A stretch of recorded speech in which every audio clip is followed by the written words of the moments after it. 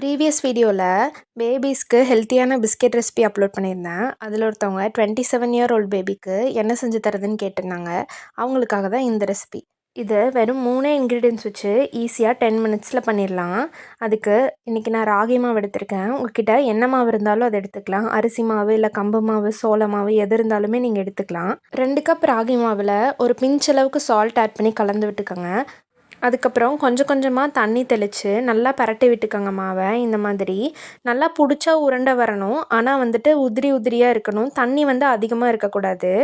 இப்போ இந்த மாவை இட்லி தட்டில் வச்சு நல்லா வேக விட்டு எடுத்துக்கலாம். ஒரு 10 மினிட்ஸ்க்கு வெந்தாலே போதும். நல்லா வெந்து வந்துடும். இது பாருங்கள், நல்லா கலர் மாதிரி வெந்து வந்திருக்கு. இது ஒரு பவுலில் ட்ரான்ஸ்ஃபர் பண்ணிக்கோங்க. அதுக்கப்புறம் 1 கப் அளவுக்கு நான் இன்றைக்கி துருவின தேங்காய் எடுத்திருக்கேன்.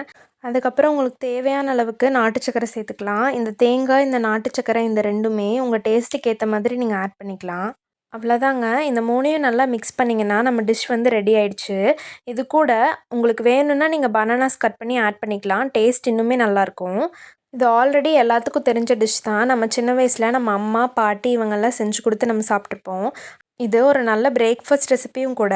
நீங்கள் மிட் மார்னிங் ஸ்நாக்ஸாவோ அப்படி இல்லைன்னா ஸ்கூல் முடிச்சு வரும்போது ஈவினிங் ஸ்நாக்ஸாவோ கூட கொடுக்கலாம்.